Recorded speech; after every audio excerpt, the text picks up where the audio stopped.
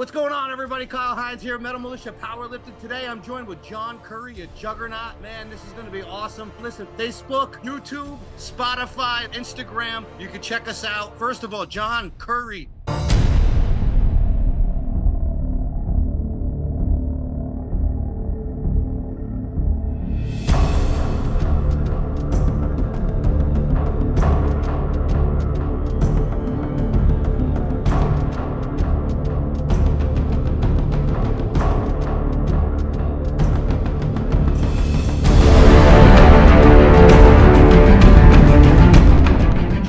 What's up, brother? Yeah, no complaints, man. Everything's great. Staying busy for sure. Well, every time I see you, man, you're working. You don't stop, do you? No, I don't have I got one gear and that's go. Man, that's awesome.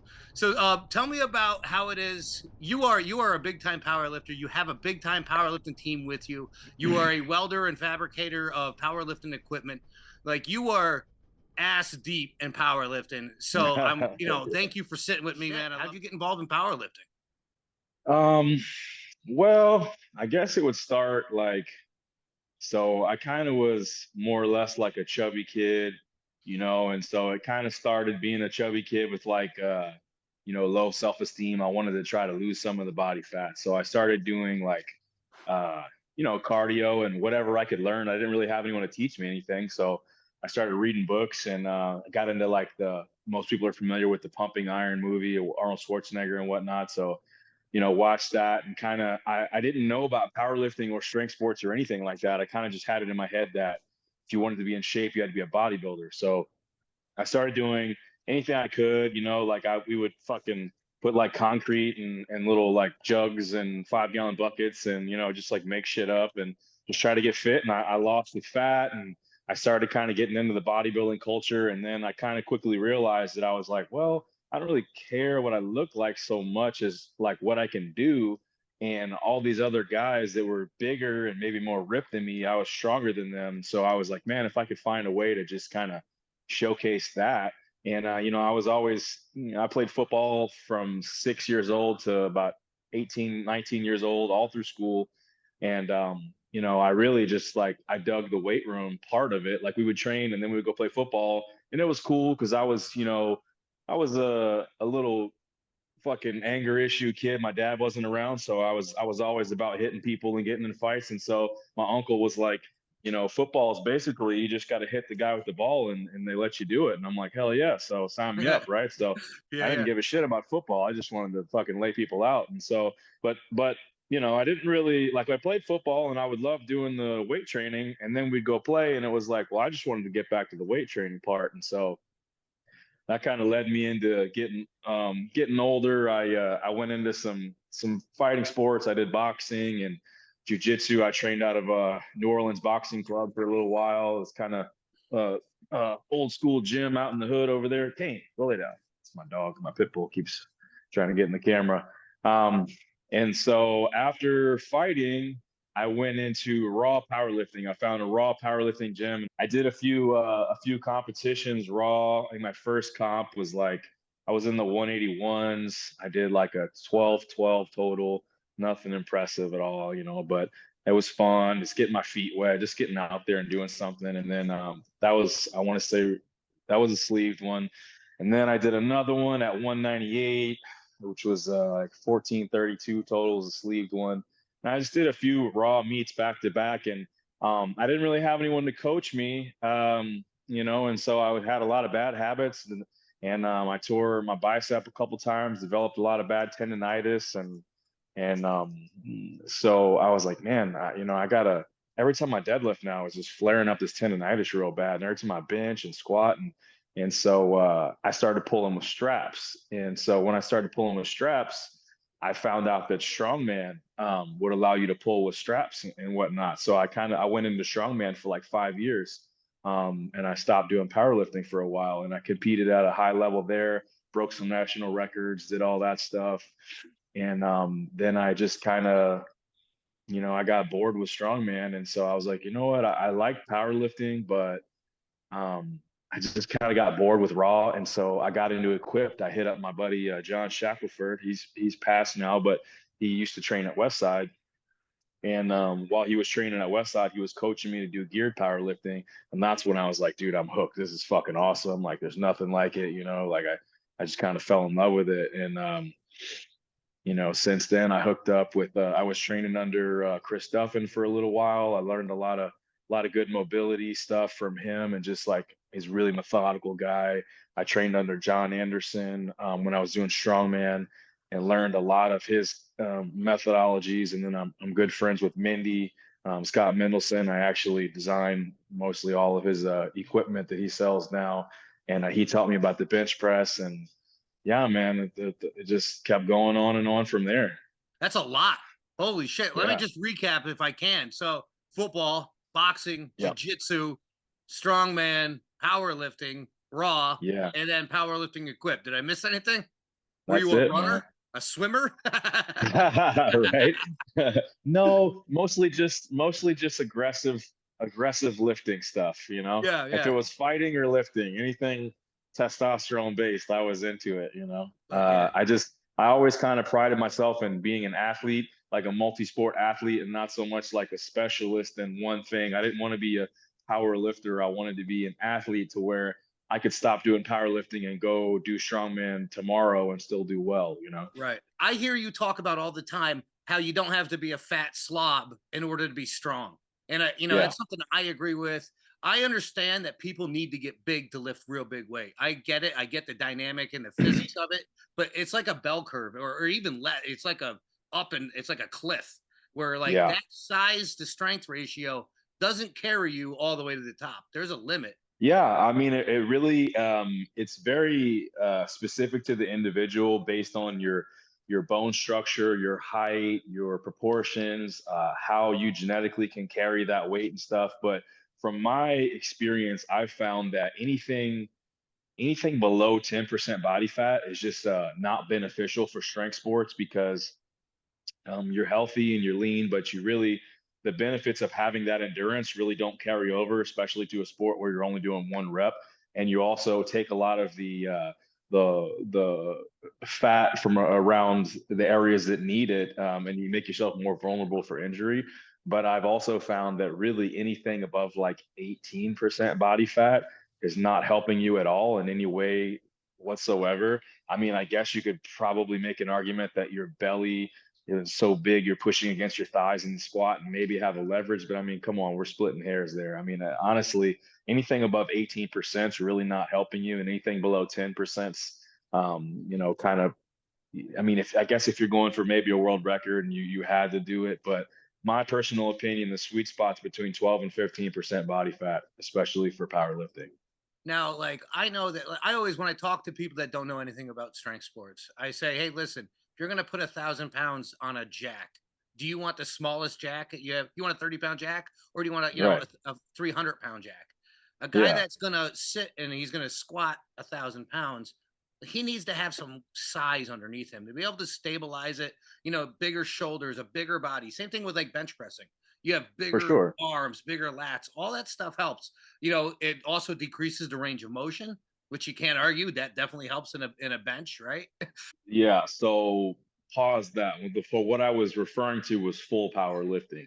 So if Sure. you're a bench specialist, by all means get as fucking fat as you want to, because that belly is going to decrease your range of motion. Your lats being bigger is going to make you more stabilized on the bench and all that. But the reason that I say full power and not and bench only, there's a difference, is because all those things that are helping you in bench is going to hinder you in deadlift.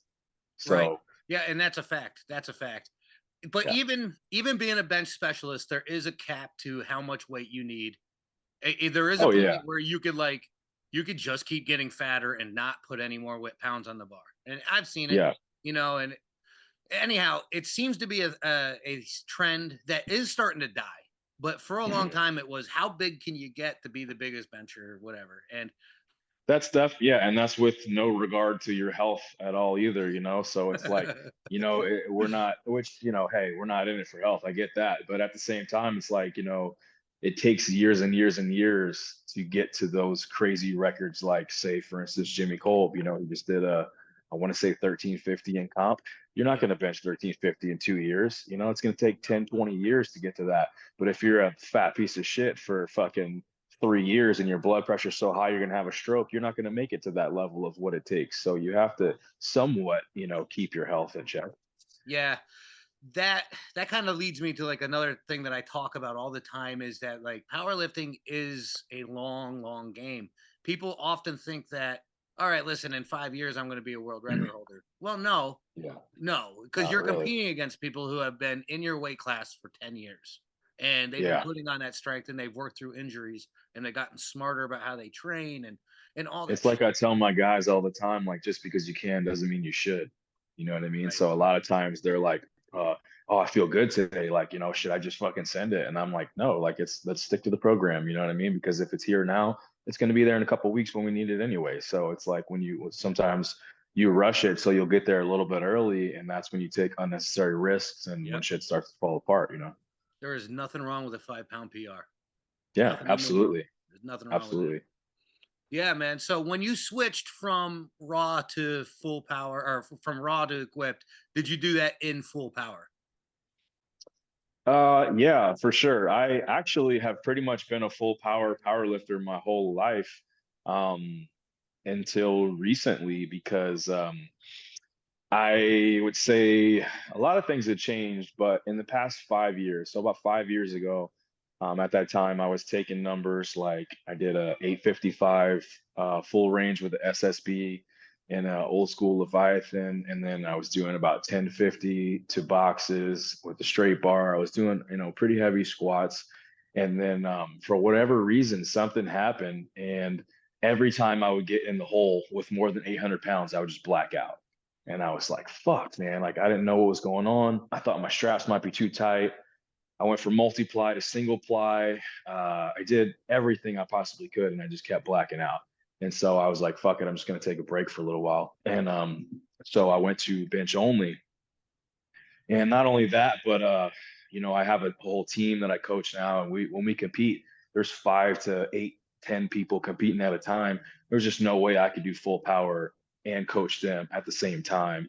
No. But I mean, bench only for me is like we do it so often, it's not a big deal. So I'm like, hey, if I can still do good bench numbers, compete in bench, and still be there to coach these guys, and I can balance it, then fuck it, that's what I'll do. So I've basically just been doing bench only for the past like 2 years. But yeah, prior to that, my whole career, I always trained all three. So tell me about your team. I know you got some monsters out there. Tell me all about them in your recent meet there. We just competed last weekend, and we had a good meet. Ryan performed really well. Ryan Leal, he's my protege. He's about 22 right now. I've been training him for about 3 years. He came to me basically straight out of high school, and I've put about 950 pounds on his total in the past like 3 years. Kid's a fucking monster. So we did 1,027 squat, a 800 bench, and a 730 deadlift, Wow. 731, 32, something like that. Yeah, I think he got 25.55 or something was his total. And so Wow. and he's 22 and he competes in the 220 class. He was in the 242 class because so we competed 6 months ago and took Jimmy Kolb's 220 all-time world record. So since we already had the all-time world record total, we said, fuck it, we'll go to 242 and try to beat that one. And so that was the plan. So we were like 225 and the 242s, but Yeah. we went in there to beat it. And so to kind of recap that meet, how it was going was I just made some new briefs through Mindy's line, and I wanted to try them out at that meet, the Mindy Juggernaut briefs. And so I put the briefs on them, and come to find out they fit him perfect. So it took a lot of weight to get down. So I opened them with 925, and he couldn't even hit depth. So he was a little high. So I was like, shit. I said, all right, no problem. Let's go like, 975, 985. So we put 985 loose wraps, loose strap, everything. Barely got to parallel. And since he had almost no assistance, it went up, but not very fast. He got the lift. And so at this time, his PR was about 1,005 in comp.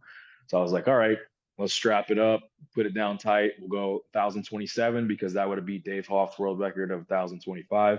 Let's chip it, throw a Hail Mary, go for it. So I put 1,027. I cranked the wraps, I cranked the straps, and he fucking takes it so fast. It was like air. It was like an opener. And I'm like, motherfucker, man. Like if I would have known that, we'd have won 1,100, right? Right. And Yeah. so we'll get it next meet. But and Yeah. so then we go on to the bench, open with 800, stroked it, no problem. I wanted to get about 835 to 850. So we put 835 on the second attempt. We do our handout, out, release. He gets about halfway down. The fucking bolt in the bench cracks in half. I'm like, what the fuck? And so for me, I've been around people, I've had people even on my team in the past like crack their arm, their whatever bone that is in your arm. And so when I heard that snap, I was like, fuck, like Yeah. I Yeah. thought he cracked his arm, Yep. but he kept going. The crack threw him off. He barely managed to touch and went to press up, and he didn't lock it out because just that loud crack threw him off. Yeah. So we finally examined what was going on, and the bench was like this, like it's Jesus just fucked, Christ. It's and we fucked. were the last lifters in the flight and the last attempt and all that.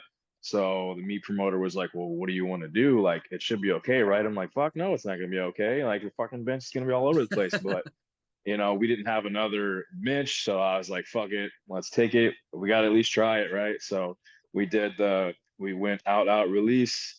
And as soon as we release, he's like fucking all over here trying to Yeah. Yeah. stabilize it. He gets it about halfway down and just can't even hold it. He fucking dumps it on his stomach.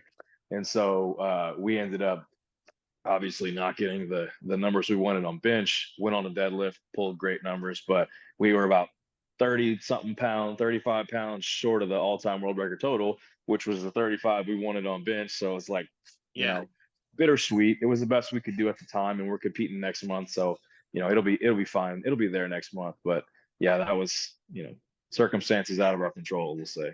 Yeah, that's pretty brutal. That's a hard thing to overcome, and that stuff shouldn't happen.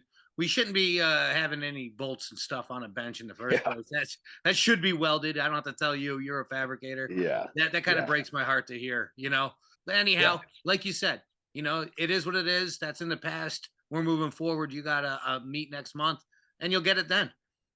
So that's Ryan. I have Gio. So Gio is also another junior. He's around 22. And Gio was a strongman athlete that came to me, and I've been training him for powerlifting. He's done a few powerlifting full power meets. And Gio's he's a fucking forklift, man. He's just got the perfect leverages for deadlift. And I think one day he's gonna freaking shake the world with some deadlifts. Like he's done a 1,100 pound block pull already, at Wow. 220. His leverages from his knee up is just fucking insane. It's just training him, putting more quads on him, getting more power off the floor and stuff like that. Probably around 800 pounds puller conventional at 220. Um, from the floor. But like I say, I mean, once you get it to his knee, if you could put a truck on there, it's coming up. So we already know what we're working on. We're addressing it. It's just taking time to build that power. Lots of deficits, lots of quad work, stuff like that.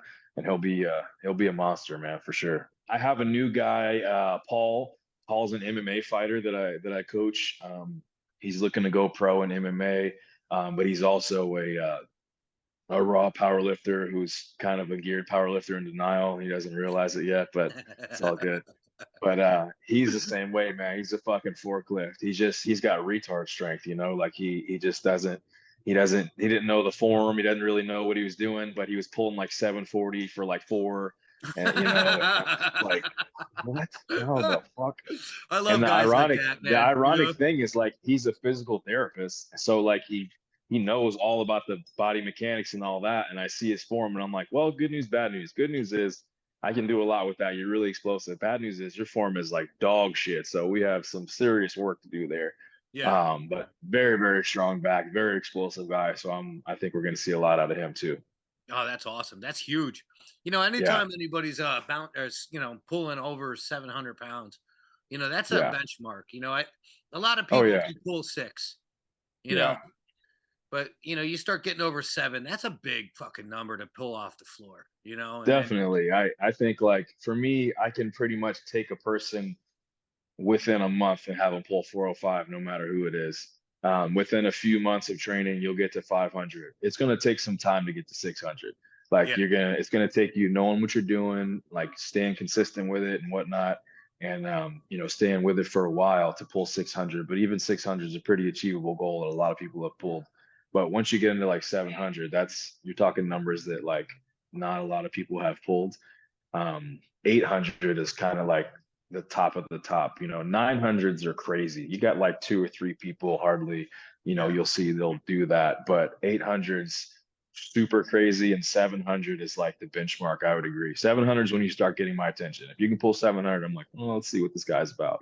That guy's pretty strong. You could tell that guy's been doing it for a long time. You know, Yeah, they're like, and they're genetically okay with it. Where I think a lot of yeah, people fall apart at 600 for because sure. things start breaking. You know what I Well, mean? if your Like, form's not right on point, yeah, it's going to start giving around there. Your yeah, your arms aren't locked, your biceps are going to pop. If your back's rounded, you're going to throw out your low back. Like yeah, wherever the form's bad, you'll see it around 600 for sure. yep, yep. Ain't it true? Yeah. Ain't it true? What about you? You got anything coming up for yourself? Any goals? I'm going to compete in Strength Wars next month. I'm going to be doing bench only. Oh, nice. Yeah, that's Yeah, Bam's bench is. meet down in Corpus Christi.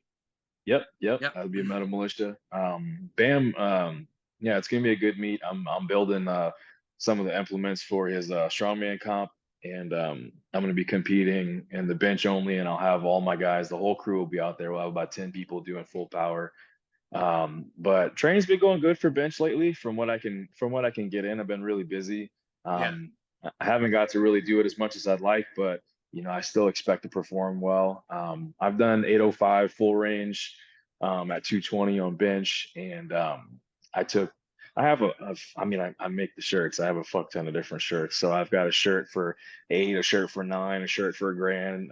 But I've done 955 to two board. I've done 800 full range, so I expect to get somewhere between 850 and 900, and we'll Nice. see where it goes from there. But that's what I'm looking at. Those are great numbers too. You know, Yeah, yeah, with the equipment, it's the equipment is evolved and is changing so fast. And from like a federation point of view, like as the guys who's in charge of keeping up with the rules, it's a nightmare.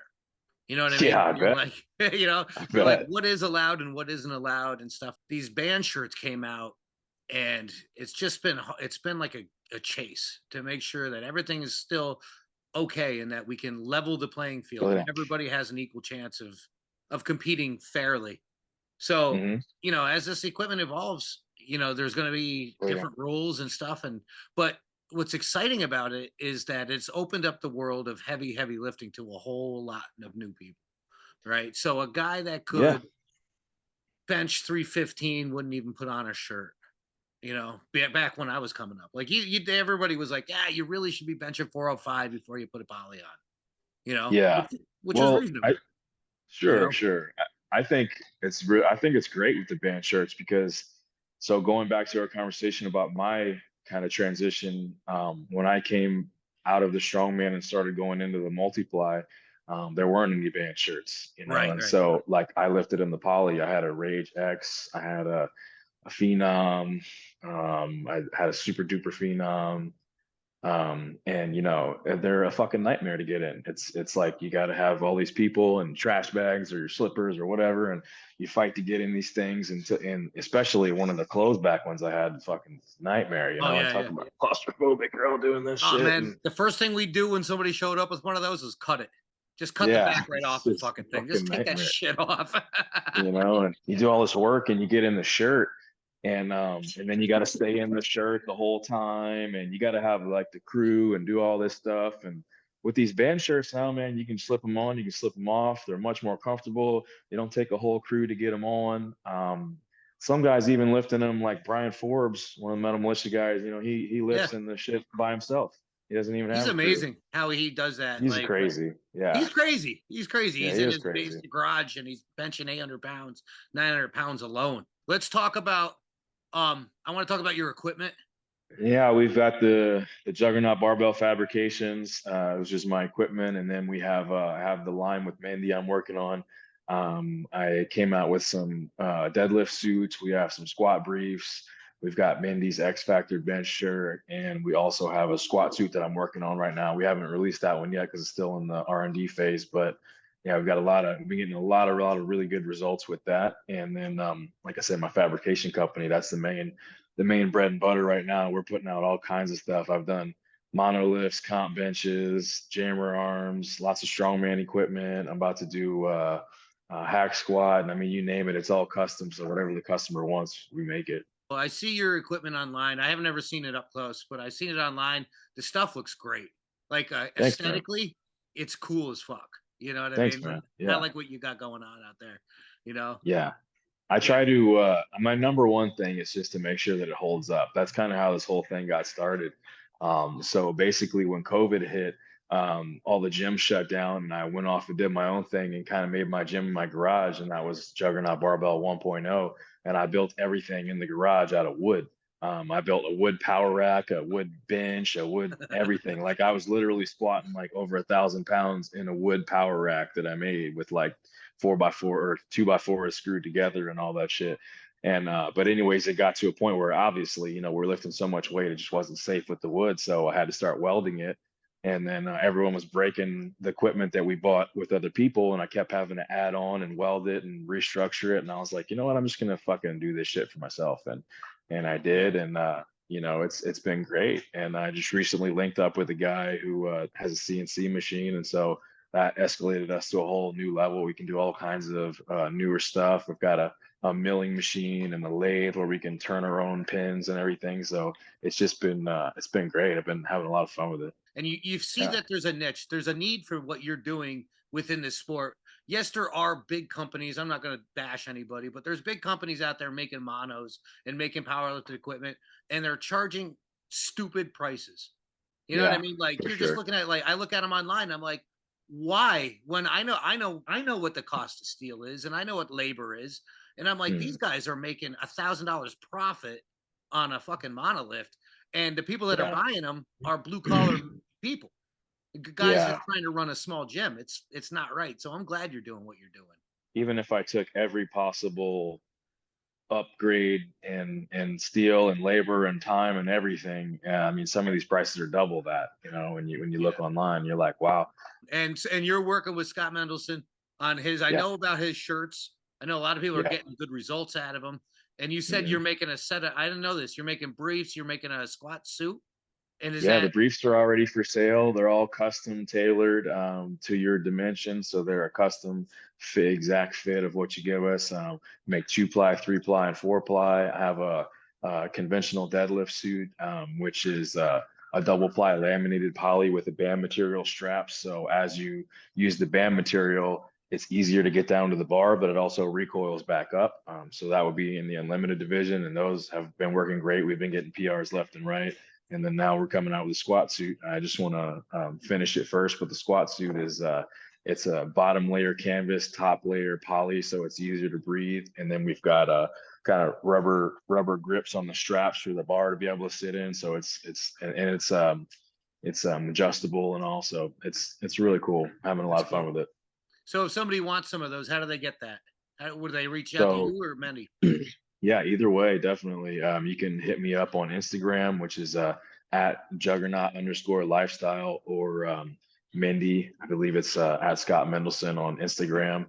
Um, yeah, I'm happy to take any orders or any questions you guys have. Oh, that's cool, man. Yeah, we'll put out the word for you. Get that shit going. I'm gonna wrap it up, man. Is there anything else left that you didn't get to talk about you wanted to? Mm, Not a lot, man. I would say just look for us at Strength Wars to we're gonna go for that 242 all-time world record. And then I've got some big stuff that I'm bringing to Metal Militia Worlds this year. I don't want to disclose it yet, but All right. just be ready. All Be right. ready. All right, man. That's awesome. Brother, thank you so much for taking your time out. So, in case you guys didn't know, Juggernaut is an affiliate of the Metal Militia. That means that they're a gym in their own entity, that they can throw Metal Militia meets, and they're like our cousins. So if anybody ever is interested in maybe pursuing that, we could possibly get with you. But you got to be cool. You got to be cool Cool. like John here. All right, guys. Thank you so much, John, for hanging out with us. Thank you all for watching, and I hope you all have a great day. And this is Metal Militia, man. You guys have a great day. Take care. All right, brother.